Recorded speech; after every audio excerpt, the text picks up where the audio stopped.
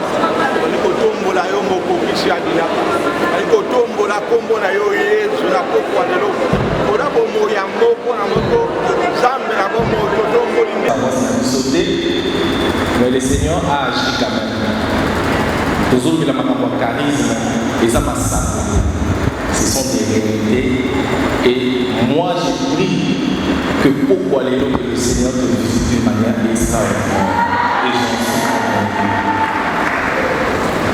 Maman Rita, dans mon poussé cette expérience là où nous vivons. D'abord mon Amen. Amen. Bandeko, la maman Rita, dans la paroisse Notre-Dame du Congo. Na ekotato la monena Nzambe liboso na bino, Nzambe aza malamu. Nzambe aza malamu bandeko. Nga maman Rita na beli pendant 2 mois. Na tamboli ba hôpitaux ebele. Oya minene oyo eza na mboka oyo pasi ezali kosala ngai nazali kocomprendre te moyen explike yango ezali te bandeko Nzambe aza malamu Nzambe aza bolingo nazalaki lisusu na elikya te nabungisaki elikya mpo nazoloba na Nzambe mpona nini nazomela bakisi nazozwa ndenge nyonso naza kobika te naza kobika te Nzambe na ngai likambo nini namonaki lokola ngai nakufa me Nzambe alingaki nga kaka mingi bandeko na ngai ya paroisse epa nasambelaka bazwa na losambo na kati ya ndako na ngai ekomaki ndako ya mawa mpona bana na ngai mpona mobali na ngai bandeko mawa ekotaki makasi na bana situ mwana na ngai ya suka aza na 20 ans mwana nga tozalaki ndako moko me azoko kosolisa ngai lisusu akomokomela kaka bamessage na telefone mama sava te natelema navanda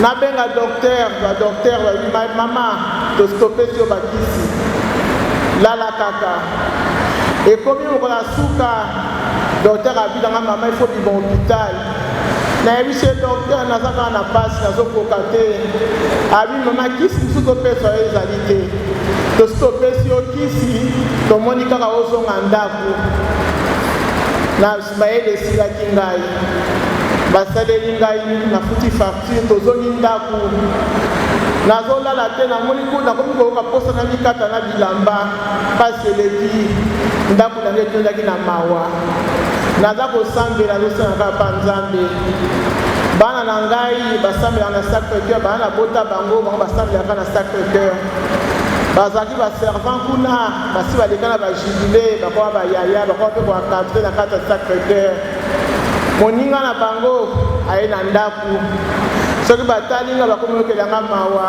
abi mama nga nakendaka na Saint-Michel nabengela auberge ya Saint-Michel nga lobi benga ye mbangu abi mama naza na crédité ngai nazalaki su na crédité mpo na dépensaki mingi mbongo ezalaki lisusu te nazwaki ti babiju na ngai nateki mpo nazwa kaka soin médicaux me nazomona kaka changement te mwana bi mama tika nasombi bacrédit wana moninga bana na ngai asombi crédit abengeli nga berger abi berger mama aza na pasi nga lobi na epase nga berger apase nga berger nazoloba naza kolela na telefone abi berger pasi eleki berger naza na posa losambo namoni likambo mosusu nasala te namoni kisi monene eza kaka losambo mpona ngai Nzambe bandeko na ngai Nzambe aza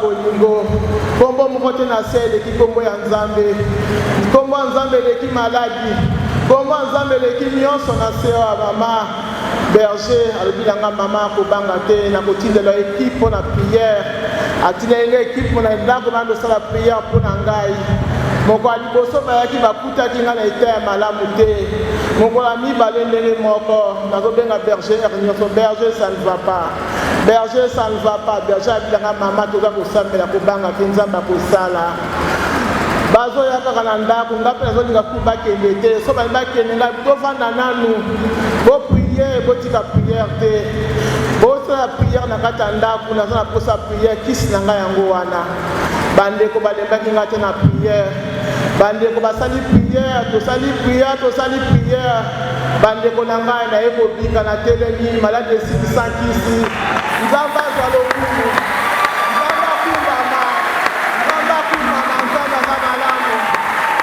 nzambe aza malamu bandeko nzambe aza malamu mpe na kati ya hopital nazali na hopital soki nafandika na hopital nzembo ozoyelanga kaka ya sayembaka nzembo ya santu soki nafandi kaka saint esprit ezokitelanga ezobenanga nayebaka nzembo ya santu santu yo nde nzambe mosantu santu santu yo nde nzambe mosantu nzambe aza lokumba ndeko nzambe aza lokumba ndeko na ngai bola na nzela nzambe yango nde eleki nyonso koluka bokonza likolo eleki nyonso bandeko na ngai amen. otokotika loboko lwa mobali okosambela mpona mama guérison nzambe apesi ye ezala garanti mpe nini makila yesu te se bomba ete libotela etosambela nyonso.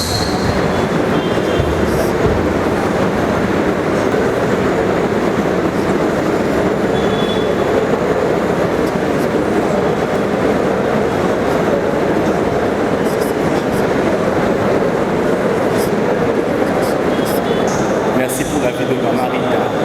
Seigneur, pour ces témoignages et à la consolider. Et grâce aux Zambazui, PC, on est venu à la Catalogne. Télé, détail, ça va nous la mourir. Pour Zanzam, pour moi, merci Seigneur Jésus-Christ. Merci Seigneur Jésus.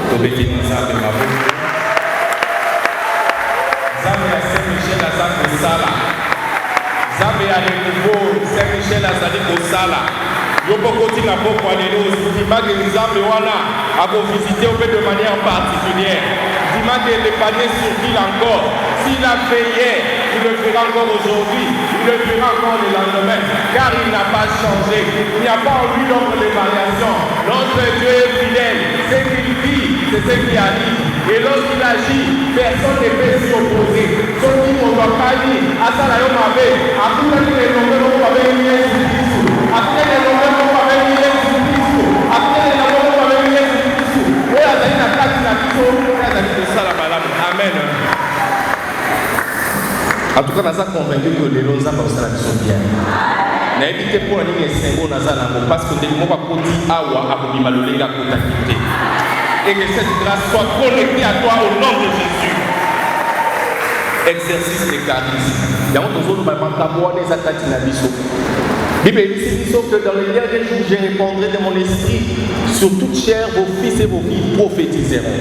Babete biso, solo wana déjà dans ton mandat qui série à Matéa, un exercice il y a charisme, mais c'est que charisme ezali comme don gracieux, autozuango. Na makasi ya bomotote tozwi yango na présence pe nguya ya Eli Mosantu. Le Saint-Esprit donne à chacun de nous un don particulier. Yango wana ba expliquer ki biso pendant ma semaine oyo euti koleka ba charisme oyo etali par exemple ba charisme ya puissance ba ebisa ki biso na oyo etali guérison. Donc balobi guérison ezali guérison avec S. Donc pour dire que guérison est cause à la caca, le niveau est un autre côté, mais la guérison peut toucher aussi le niveau de l'âme. Et si il y a un sentiment, il y a qui blessé, et si vous avez qui déçu, et si vous avez qui n'a mis kakata belé, ou il s'agit que élan, il y a beaucoup de sanzambe qui tikatinayo, le Saint-Esprit est capable aussi de te guérir au niveau de l'âme. Il y a d'autres qui ont des guérisons et comme on rappelle à niveau il y a esprit au babéli délivrance. Lorsque l'esprit d'une personne est enchaîné et kanakaya comme deux fois dépendant, il peut avoir la volonté il y a kotika, mais c'est comme s'il y a une force qui les retient.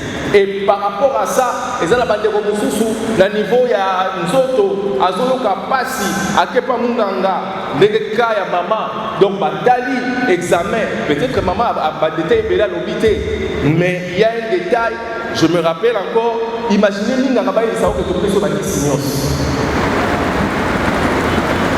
Et que tu dois rentrer à la maison. Et Nico Lobani, Kendeka Gokufa. Au lieu de dépenser par bon webélé, tu peux si bien opportunité au moins pour se retrouver dans le botani la carte ensemble sur le plat salle. Et ça l'a déjà signé lorsqu'un médecin te dit que étape comme une étape terminale de Sikamaï ensemble. C'est là où la guérison, même à niveau esprit, et c'est pas ça. Il y a des gens qui ont la foi. La foi est la foi croyante.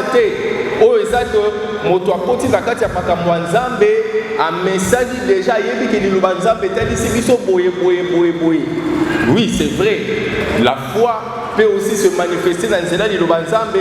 La foi peut aussi se manifester dans le de Kondima. Que sans la foi, on ne peut pas être agréable à Dieu. Alors, dimension à foi, c'est la foi charismatique. C'est par rapport à une réalité qui se passe à l'instant et le Seigneur te communique sa foi. La foi charismatique n'est pas la foi liée à la parole de Dieu, c'est la foi que le Saint-Esprit communique par rapport à une situation donnée. Ça veut dire qu'à côté ça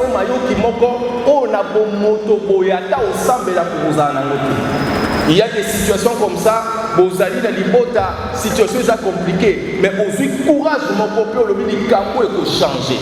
Ça, c'est une foi charismatique. Il y a un ministère d'accompagnement, et ça est très important. Même dans il y a des fois qui déplacent les montagnes. La foi charismatique est continue la caractéristique, il y a une foi où elle déplace la montagne. Et ce n'est pas donné à tout le monde. Je me rappelle encore, un serviteur de Dieu en pleine campagne comme ça, Mboule et Yindi Nicolo. Moto ye comme era ya mateya moto ya ye ayebisi bon yebisa bandeko ba kende pembeni pour que soki Mboule petit peut-être pas pour la tête. Mais le modérateur était tellement confiant. Le modérateur était tellement convaincu de ce que Dieu lui avait dit. Qu'est-ce qu'il a qui pété? Si vous montez, il y a des services, mais il y a des choses qui mais au moniteur que Mboule et Lini Kopeta, alors le courage, la foi au modérateur a dit ça que personne ne bouge. Imaginez, au moment où Colombo les bandits m'attendent, et puis le modérateur a dit que personne ne bouge. T'as tout coupé, t'as l'eau, ce que Mboule est petit au poli. Atali Nicolas Lobi, toi la pluie, on n'a pas besoin de toi ici. Va là où on a besoin des agriculteurs, des cultivateurs. Au nom de Jésus. La limite pour les saluts. Ça, c'est une foi charismatique. Et je prie que le Seigneur te donne la foi charismatique qui déplace les montagnes. Moi, j'ai vécu ça. Yambote, Madame Asala Mobembo, formation normale, Ndenga Kendaka, tous étaient en pleine neuvaine. Tous on a une directive en neuvaine normale. Parce que ma charisme, c'est que tous autant la Bible. Non, il faut vivre en gros, puis communiquer grâce à nous. Imaginez tous en a alors, il fallait qu'il y ait à voyager. Mais tous en a moi, tous en a ni. Tout le monde n'est pas coconaï. Mais madame a salaki na foi moko comme si rabi non, il faut na gagner moi na ngai. Ah bon? OK. Et pourtant ngai bien que na sambela ka, bien que statue na zanango, mais je n'avais pas la foi qu'elle a fait. Tokomi bandeko. Mikanda nyonso ekoti. Donc toutes les démarches au basingaka DGL, autorisation commune et hôtel de ville, tout est salami, va répondre madame mais va répondre moi nati. On s'est dit certainement peut-être Makaboaba nous a tellement compliqué dans l'ambassade que certainement à Botikala, à Kokendete. Bon, on a tout comme ça avant le dernier jour. On a dit bon, tout sur déjà na Kokonaï comme ça, ou que ne Botique pas Kokonaï. Alors, Yoto Sambela Kaka. Moi, je suis convaincu que Soko Lobi Kaka Liloba, situation on est pour changer. Ah, ambassade. Ah, bien que j'ai prié, mais dimension foi charismatique n'exerçait qu'en la situation on a dit. Tout ça, Seigneur, aux ensembles miracle. Moi, je m'appuie par rapport à ce que ma femme m'a dit. Je sais une chose, que vous si maman Lobaba Salina pour qui ça un point très tôt là. Le lendemain, donc avant-dernier jour, pour y aller, il fallait qu'il retire le document. On n'a pas répondu. Ça ne sert à rien que le document est là. À midi, bah ça dit message. Mais dans une mail, il n'y a pas comment sur place, bah tout le monde est au salon, il y a récupérer le document à moi.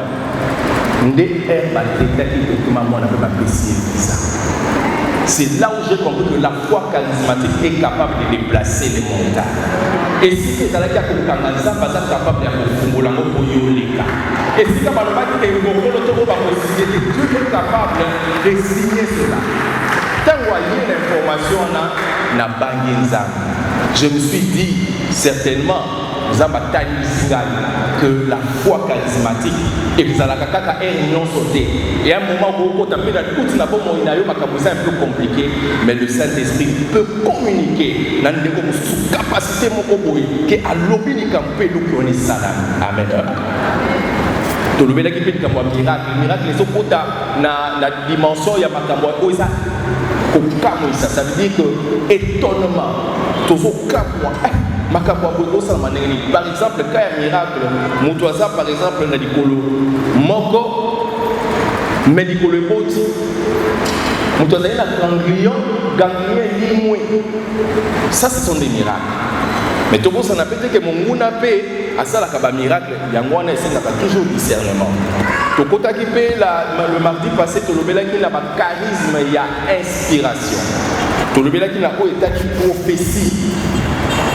Moté ita malobi likambo ezali na prophétie alobi ezali maloba oyo nzambe akotia kati na biso mpona kokommunike biso makanisi na ye mpona kokommunike biso posa na ye mpona kokommunike biso plan na ye et ekoya mpe na banzela soit ya vision ekoyi mpe koya na nzela soit ya maloba na kati ya losambo ndeko moko apesi une parole objectif ya prophétie ezalaka mpona koédifier.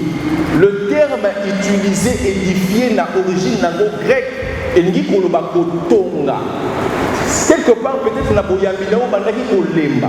Mais le Saint-Esprit amoni que esengeli napesa oyo liloba moko mpo etonga bomoi na yo, il va inspirer quelqu'un na kati na biso soit na yo moko maloba moko boye o euti na yo te pe opesi yango babengi yango prophétie. C'est pour édifier, c'est pour exhorter.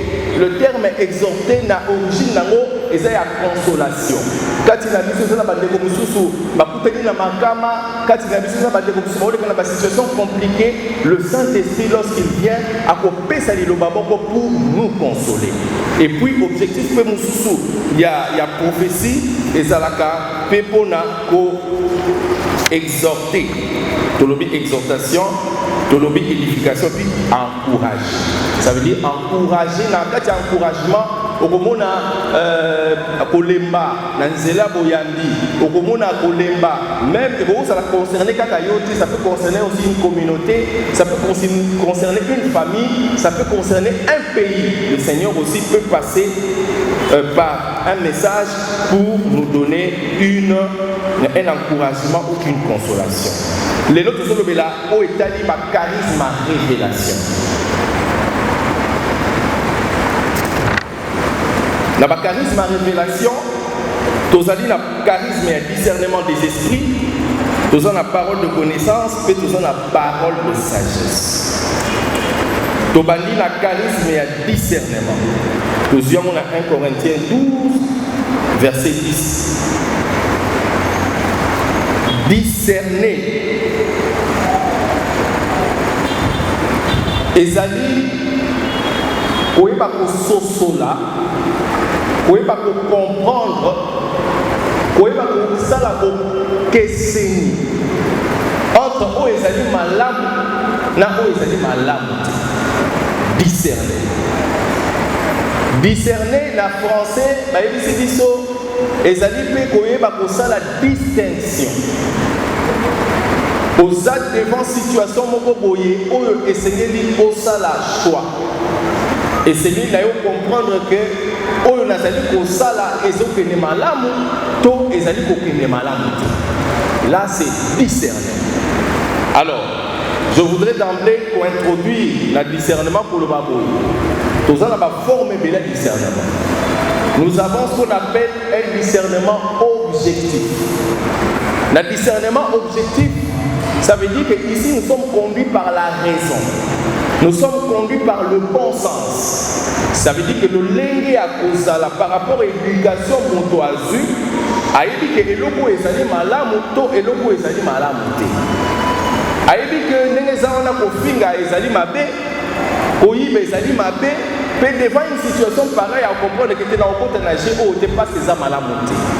Là c'est un discernement qu'on appelle objectif. Na mutu abali akoyiba ki yambotena zo engagement zo sengeli na solo na mobali nanga sonda solo na mwasi nanga parce que tozali na kati ya contrat au babengi mariage.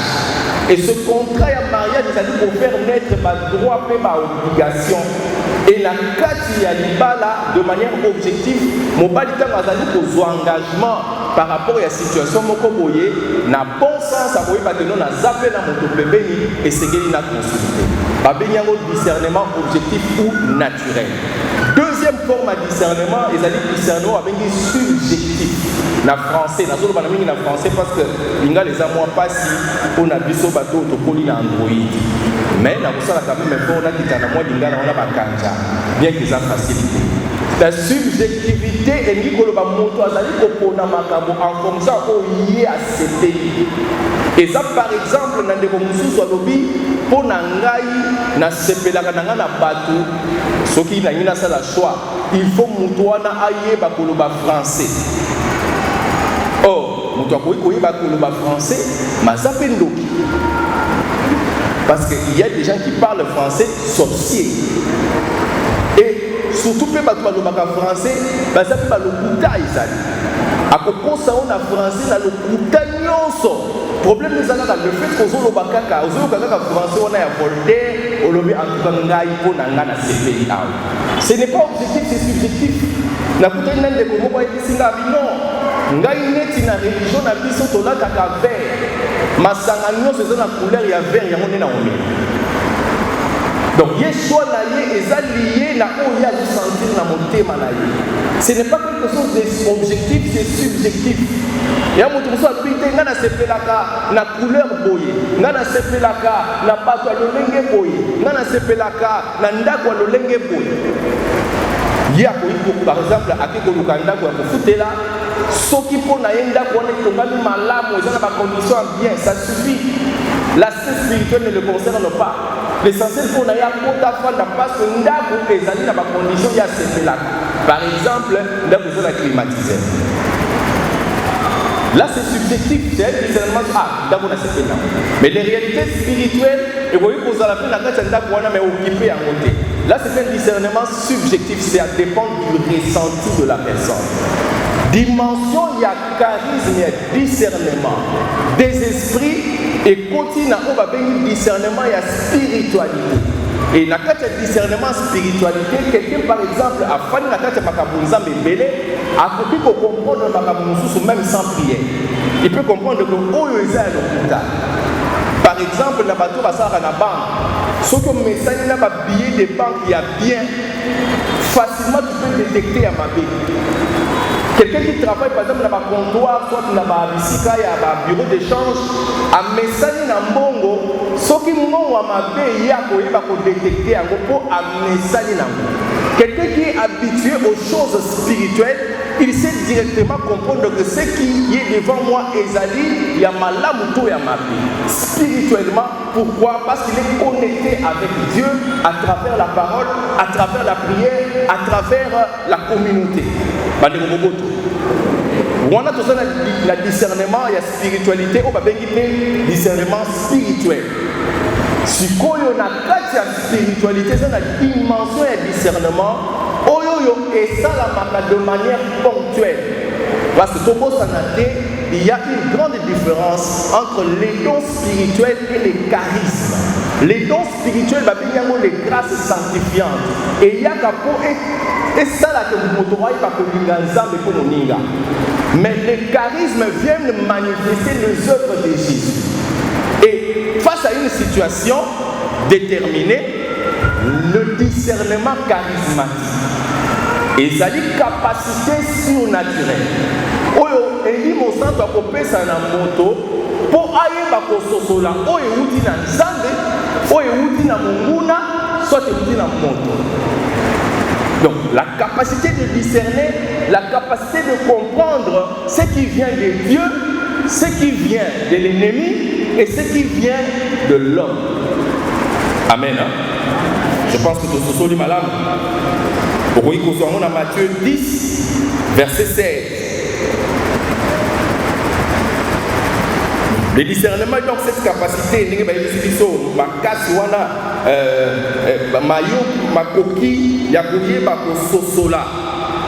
soit dans l'expérience intérieure.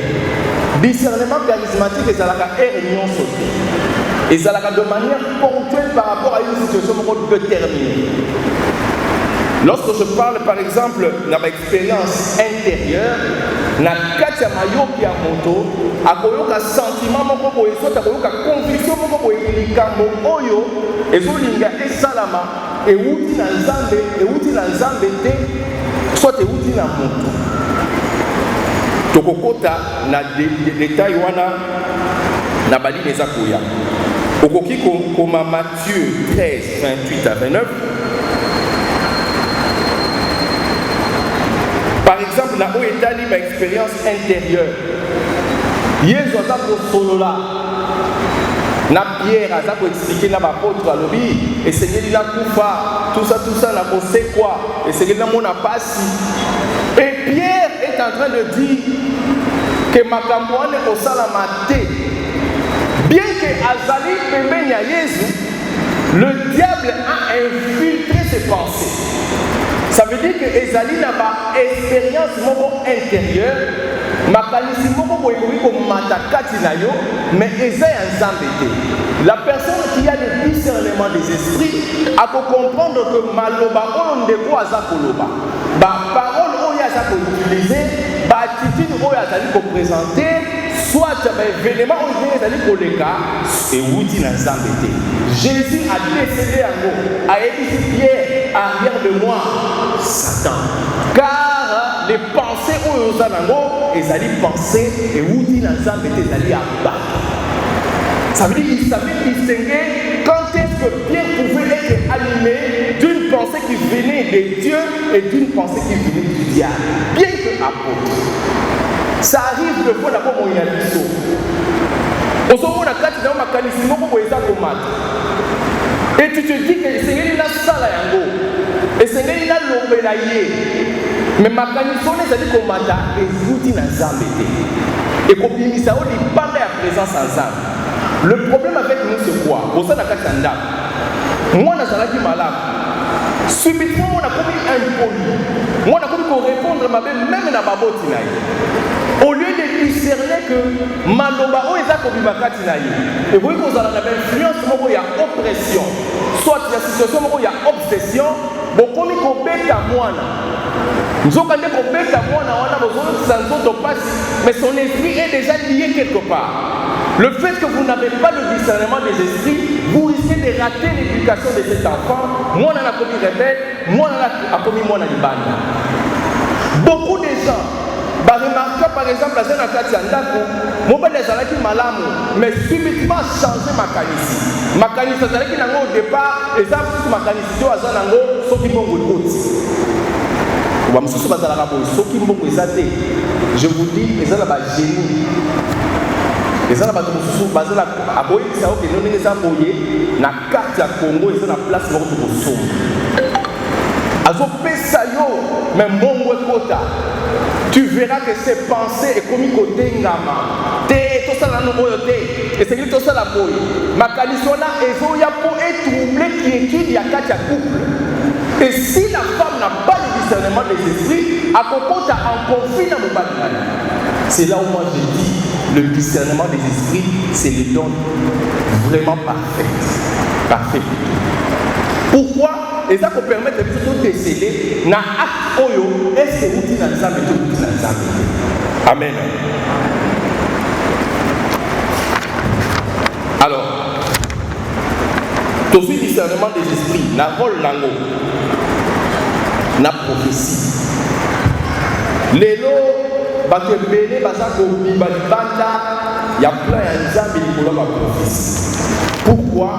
Parce qu'il manque le discernement des esprits. Bible est ici sur la 1 Corinthiens 14, verset 25. 2 ou 3 personnes prennent la parole et que les autres exercent les jugements. Ça veut dire que tous dans la communauté, de comment on peut sa prophétie, de comment on peut sa soit langue et le comment on peut et c'est là où on a béni discernement. Et nous ils sont soit dans le niveau communauté soit pas responsable et c'est pas sosola que manifestation makambo za kosala maawa et outi na nzambe soit outi na nzambe parce qu'il y a des prophéties qui viennent du diable. Amen. Tala. Na acte 16 à 18, et ça l'expérience à moi si mon boy avec l'esprit à Python. Azola na ba apôtre. Personne ba bo. Que bateau bazali côté ya, bazali côté la vérité. Bolanda bango. Mais l'esprit qui venait, ça veut dire l'esprit ça dit qu'on peut sa prophétie wana et bandaki ko uta na nzambe. Bien que ça disait la vérité. Il y a un moment où le diable était allé pour tenter Jésus. Il est venu tenter Jésus avec les paroles de la vie. Mais l'intention et la vérité, ce n'était pas pur. L'objectif c'est qu'il allait pour détourner Jésus dans le plan et en et Jésus avait compris. De fois, on peut te donner une prophétie. Cette prophétie n'a pas résumé. Pas besoin de détails à la famille, pas besoin de détails à la vie, mais l'objectif est d'aller les Camerounais dans la Cameroun. Et vous allez remarquer à cause de cette prophétie, beaucoup de familles sont divisées. Négociant, on a été en division à surtout par maman n'a vu ce babona passe. Il y a même une famille, Moukola le 27 décembre, dans la nuit, on va y faire une maman pour aller une prophétie, maman ça n'a pas. Et surtout ceux qui détiennent les choses catholiques, pour tomber mal les gars. Ceux qui ont complications, ça, va chapeler la binona, va lire la binona, et ça va me faire la paix. Tout ça manque de discernement. Et pour ça que mon monde a profité. Nanzela, soi-disant serviteur de Dieu, une prophétie est lancée qui peut paraître vraie, une situation compliquée que vous vivez, une maladie dans la carte de Bota, si vérité, mon famille. Combien de familles aujourd'hui, ça pour sauver la société. Il y a un moment où maman, ce qui va faire un lobby, ça passe dans le coup. Mais notre Dieu est juste. Notre Dieu est juste.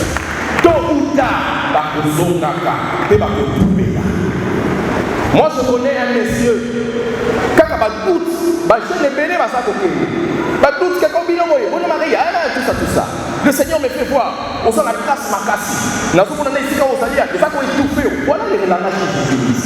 Sur le temps où il y a cette maman-là, et donc ça est là, alobi namoni, maman n'a pas il y a à l'église, maman Tikali Katoli. Est-ce que vous imaginez que maman Ngaku Falobi, moi Nanga Yaka, n'est pas Kokenda, mais maman Marie, je viens de voir la vision maman Marie Aïe. La vie n'a rien à salir na moki, na yide lo kwa motote, ofanda na kimia linga bandeko na yo, maman Marie Aïe kuzwangai. Kalami nite na botika. Kama musu ba boy pona ni. Kobosa na teke bando isengeli balinga maman Marie. Abini tango etikali alinga bandeko na ye mosusu po azwa maloba enregistré mama Tikali. C'est comme l'expérience il y a eu entre tes mains je mon esprit. Et depuis ces jours-là, bien que ce garçon-là règne à sa cosa de l'église mosusu, mais il respecte beaucoup. À cause de l'expérience de ma maman, j'ai dit que Dieu existe et que ma dévotion dans la main solo. Mais tu verras, à cause d'un manque de discernement, on dit sans pour autant ça la m'a bien que peut nous souffre, maintenant ne pas autant de ça, que nous avons ça la m'a. Mais pourquoi nous avons repris cette solution? Nous avons repris cette situation, mon coco et Kabolabino. Et aujourd'hui, nous avons des batailles à narrater. Aujourd'hui, nous avons soupçonné. Les deux commissions à Cadé, ça n'a pas de congé. Mais aujourd'hui, les parents ne permettent plus de congé.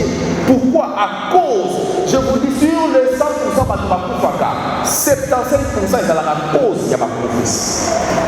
Et il y a aussi des fausses prophéties. Oui, mais ça, c'est sa prophétie, ce qui leur intéresse, l'essentiel des apôtres, a quelque chose. Surtout, si on a des difficultés. À ça, il y a des cabois, parce que tu vas faire une divination. Nous avons fait nous avons fait des savants. Nous avons fait ma casse.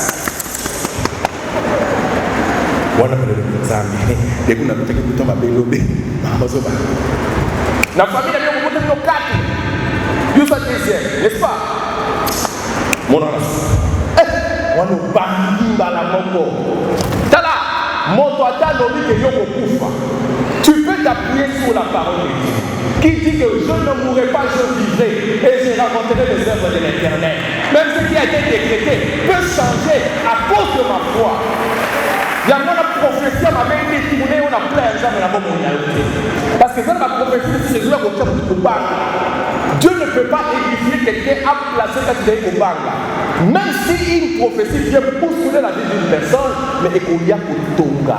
Même si Dieu dit qu'il a pour bêta, il aura toujours, il aura mon beau écoya, bozong et la raille. Une prophétie, c'est ça. Nakopoma, surtout Nakopoma. Le discernement des esprits, est-ce que ça n'a jamais été très important? Il y a un solo, il y a acte 16, il y a 16 à 18. Paul a taillé à il était fatigué. Comment on a ça sur toi, esprit de python, sors. Moi, je suis un et esprit. Ils ont coupé sa prophétie, mais ils ont coupé l'esprit à l'union. Il y a un moment où Allah dit que la prophétie, ou soit dans le niveau de discernement des esprits, il faut se manifester dans la rêve. La dimension en rêve est à l'ennemi. Aux autres makam. Comment quelqu'un a l'autre makam qui s'amène? Il y a ma paix, mais où il y a ma lame qui s'amène? Où il y a ma lame à l'autre qui s'amène? Ce qu'on a dit, c'est qu'il faut nous parler. Mais ce qu'on a dit, c'est que Azana, président de la République, a tout un arrêté pour vous mettre. Mais ce qu'on a dit, c'est-à-dire que il faut que salam. Qui te dit que l'esprit où ils ont pour l'autre sayo et où tu l'as. L'ennemi aussi inspire des rêves. L'ennemi aussi inspire des songes. Nekomoko, Yamote. 2 jours pour Abala. Alors, Molonga, ça veut dire fiancé naïe. Azali pour tricher. N'a professeur au moment de l'université, quelque part. Première fois, jour il y a avant mariage. Alors, nous même d'autres. À comprendre que Seigneur, merci parce que tu m'as parlé. L'ennemi a profité de venir semer une semence. Pour qu'elle en a doute, il y a un peu de matière qui te met. Il y a un moment il faut prier même pour les rêves. Lorsque tu rêves de quelque chose, parce que ce qui revient souvent, c'est ce qu'on appelle des rêves récurrents. Et c'est quelque chose qui est acté dans le monde spirituel. Mais si ça vient de l'ennemi, tu peux aussi le changer. Mais il faut avoir le discernement. Il y a beaucoup de gens qui que le Seigneur te donne le discernement. Qu'il te donne le discernement pour comprendre où il est dans les Amen. Discernement dans la spiritualité. Comme le Moussous, dans le niveau spiritualité, les pères du désert étaient connus pour leur discernement, surtout dans les moines, dans les pères franciscains. Bango va développer la théorie, il y a spiritualité, il y a discernement des esprits. Il y a un Lola, mais il y a Bikok, parce que dans Lola, il y aura des villas, il y aura des gratte-ciel, et vous appelez dans Bikok. Mingi ba catholique. On a dit, parenthèse, vous pensez que la architecte parce que les valeurs des gens dans l'église sont une spiritualité ignatienne. Il y a par exemple fondateur, il y a congrégation, il y a jésuites. Ignace et Yolola lié à développer dimension, on appelle le père de discernement des esprits. Bango basala ka séminaire il y a 9 mois. Ça veut dire qu'au quotidien retraite pendant 9 mois avec un accompagnateur. Imaginez aux a isolé les Sikamoko ya Yomoko. Qu'est-ce qu'il avait constaté avant à ça la même congrégation pour venir par Jésus? Papé c'est 2 livres. Livre Moko et sur le Makambo, par exemple, il y a divers. Livre il a constaté que ceux qui avaient le livre sur le Makambo d'hiver, il avait une joie, mais à un moment cette joie-là s'est limitée. Une joie qui ne se limitait pas. On a l'impression intérieure, il a compris que les mouvements de notre âme est occupé soit à la conduite vers des choses qui glorifient Dieu. Il y a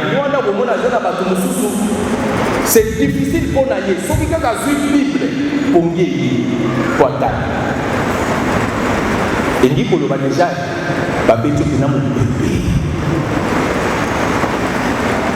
mais ceux qui font la série, mis ce qu'on fout comme un moyen, ils vont construire, dans la discipline, 10 heures du matin, à tout à la caca. Il y a des ce mouvement intérieur qui te pousse à aimer les choses, peut-être qu'il ne t'édifiera pas. Est-ce que les gens qui ont ensemble de il y a déjà développé timidité, mon corps. Ceux qui ont essayé de faire ça dans témoignage à comité, la pouvoir de la soit mais ceux qui ont monné la fête, ils n'ont pas copine. Ceux qui ont monné la fête, ils n'ont pas copine. À commander Nicolas Messa. À qui tu n'es pas DJ. Et puis à ça, tu es la mission de moi.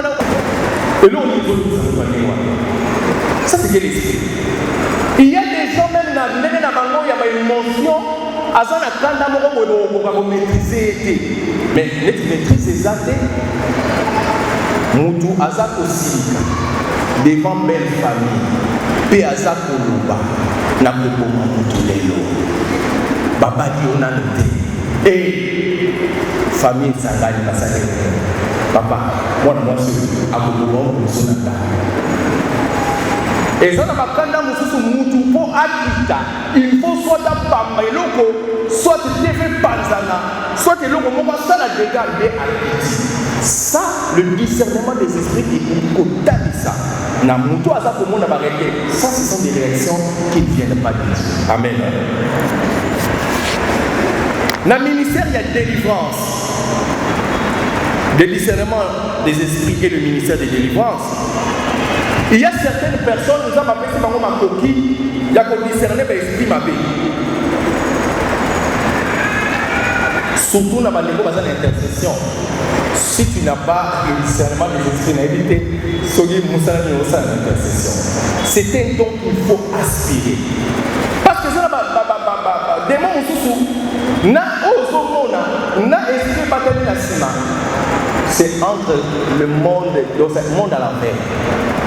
Alors, les gens nous avons besoin de capacité.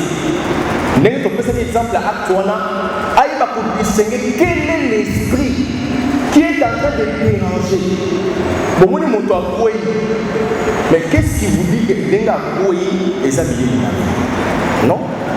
Nous avons dit que le Saint-Esprit peut nous poser ça. Mais il y a un moment où nous avons dit non. Le discernement des esprits est connu comme mon avis. Je me rappelle une fois, tous en retraite. Au nom de Jésus, au nom de Jésus.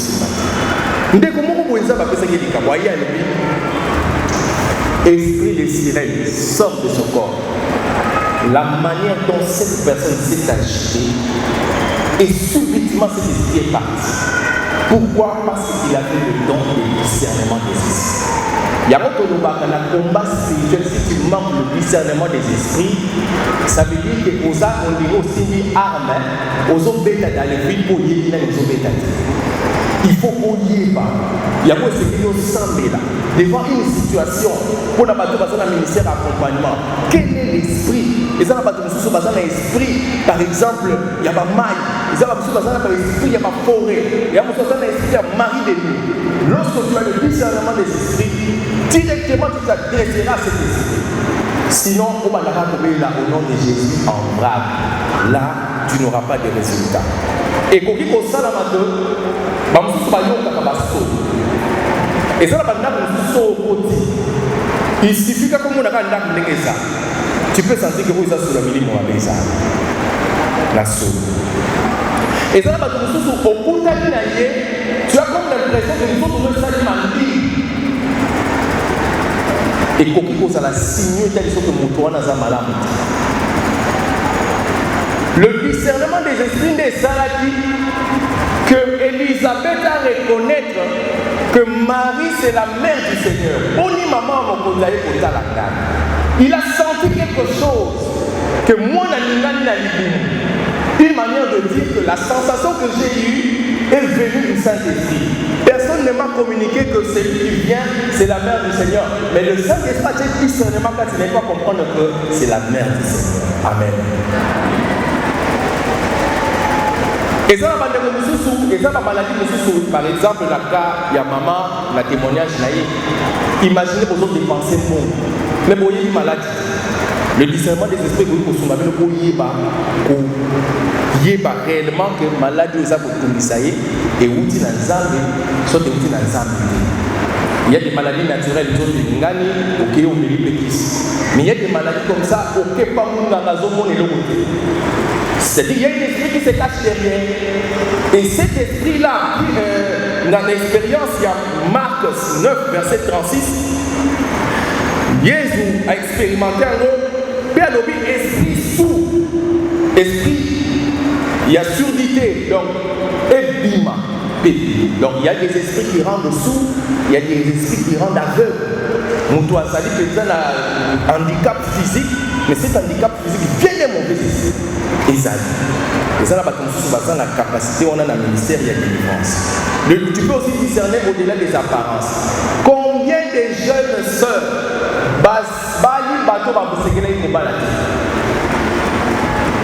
combien de parents, de familles, combien de personnes aujourd'hui, ils regrettent pas qu'on va engager comme Banamisala. Oyo engagé comme moi dans Moussala, yéga et Koumisa encore davantage. Ah, qu'est-ce qu'on n'a pas entendu? Famille Zalaki Kinya. Olomité, c'est peut-être la occupation, on a engagé des Komoko, des Kouana yé, au monde peut-être ma Kamonao Ilani. Yoso yé baké. Mais le discernement des esprits est pour qu'il Sungayo. Quand nous sommes là, on comprend qu'il vient de Dieu ou il ne vient pas de Dieu. Moi je prie que le Seigneur fasse grâce. N'a pas aventurier. Zamba Salao grâce. Que Zamba a dit de la honte ici. A dit de la honte ici. Pour sa gloire. Amen. Paix à ceux qui ont un niveau de discernement des esprits. Et c'est ce qu'on appelle le discernement des mystères. Là-bas, nous avons appelé cette capacité de regarder quand on a Matthieu 16. Verset 16, oui, puis nous avons Luc 23, verset 39.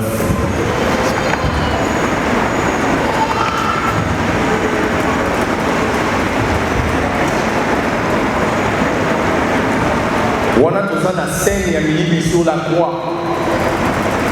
Jésus n'a mis balé. Où est Liboso? Dans Luc 23, verset 39, à l'obi. Ne suis pas toi le Christ. Mais Biki ça fait plus. Makanisi we baneko matakati na Israël il y a Nzambete. Mais il y a encore un autre voleur. Bien qu'il était voleur, il a compris un mystère, que celui qui était là, ce n'était pas un homme normal. Alors, tu ne crains pas donc Dieu. Tu es pourtant un condamné. Toi aussi, et puis Bissonios.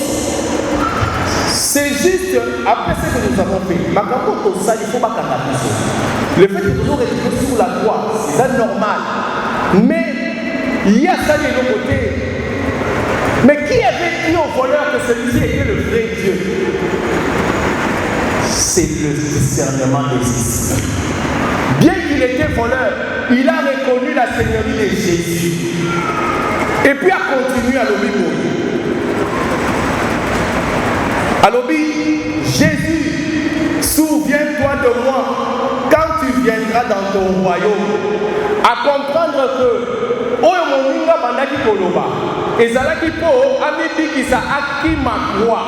Or, c'est par la croix que le salut est venu, c'est par la croix que Jésus devait être glorifié. Et il a connu que non, mais un jour il reviendra dans son royaume, pas comme un voleur, mais comme un roi. Lorsqu'on parle du royaume, c'est la royauté. Lorsque tu viendras dans ton royaume comme roi, tu vas te souvenir de moi. Je prie pour une personne qu'on considère comme un voleur, qu'on considère comme quelqu'un écarté, comme un pécheur. Il y a moi dans ça pas comme ça, on va ministère d'allié. Que ça va se souvenir de yo. Et Jésus dit, Kakalelo, l'orité, Kakalelo, tu entreras avec moi au paradis. Qu'aujourd'hui, les gens ouvrent les portes du paradis. Que tu vois le ministère de Dieu, que tu vois les finances, que le Seigneur te bénisse. Venez la table de ma mort.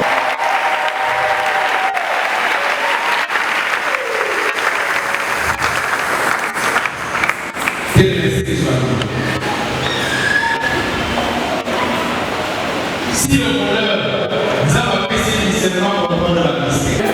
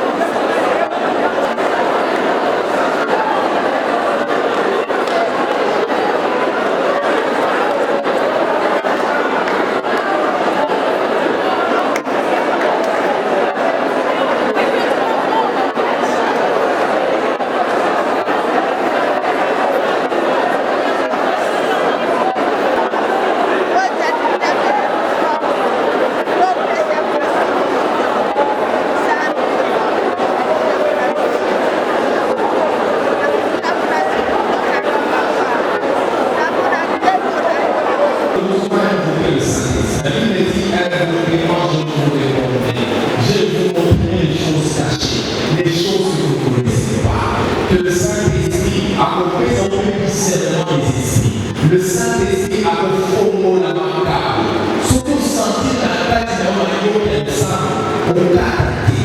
Pourquoi pour ça que les sentiments pour moi, comme un feu qui jaillit, la grâce du Saint-Esprit descend sur toi. Et elle vient d'avoir la vie des démons, après ça, s'égaler, pour s'enlever du sauveur. Demande la grâce du Saint-Esprit.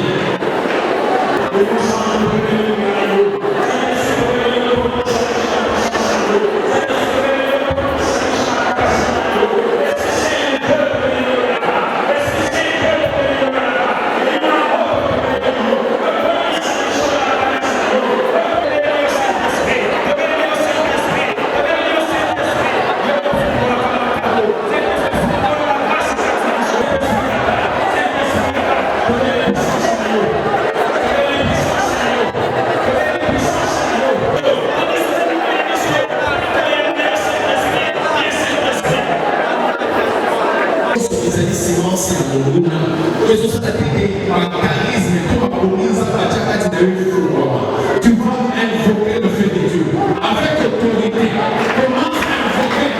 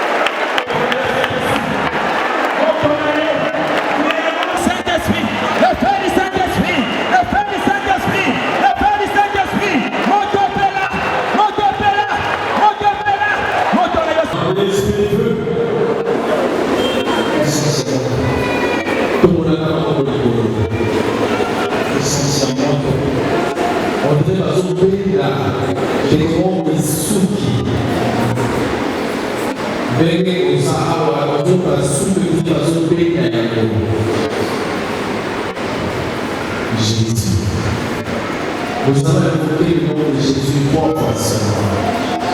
Dans notre vie, c'est comme si ça n'avait pas. Si quelqu'un t'avait eu, aujourd'hui va te créer la chair. Amen.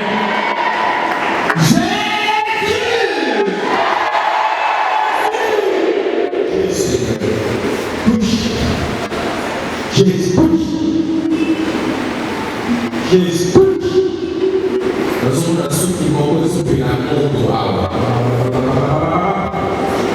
Tu ne tiendras pas dans l'assemblée des saints. Le feu du Saint-Esprit. Yes. Passez maintenant ce qui n'est pas ici. Jésus.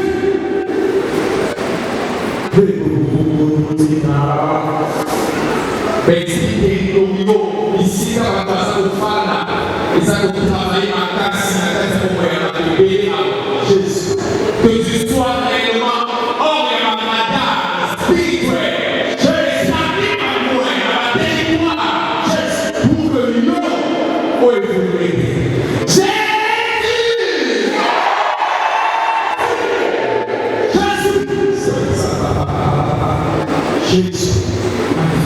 Jésus, et ta puissance, et ta puissance. Jésus, Jésus, Jésus, il est là. Jésus, il est là.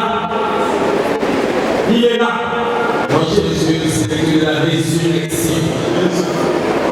Notre Dieu, c'est le Dieu de la résurrection. Il a des apparences, il veut voir les choses. Dans ce monde,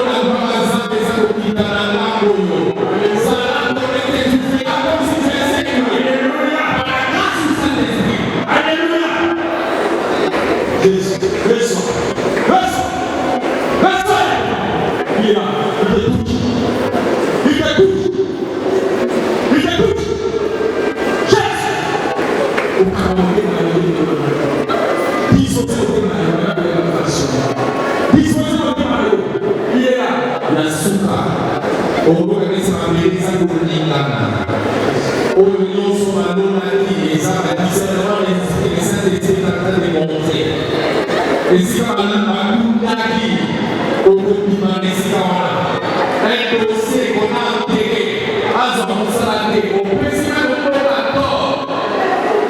Aujourd'hui ça sera déterminé par le Saint-Esprit est capable de comprendre la vérité car c'est lui qui a décidé qui se lance dans les mondes. Il permet au milieu de nous. Regarde comment Dieu s'est doué. Regarde comment les dossiers de nous ont s'est doué.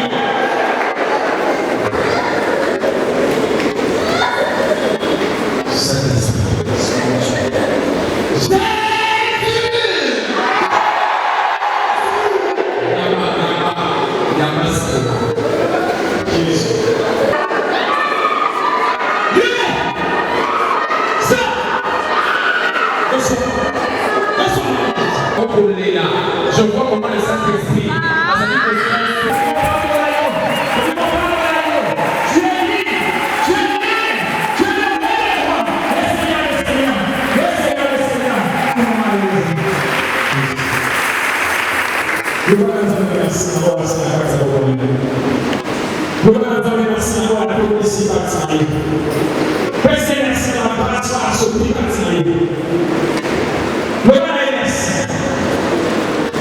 Seigneur, merci à vous pour cette proposition.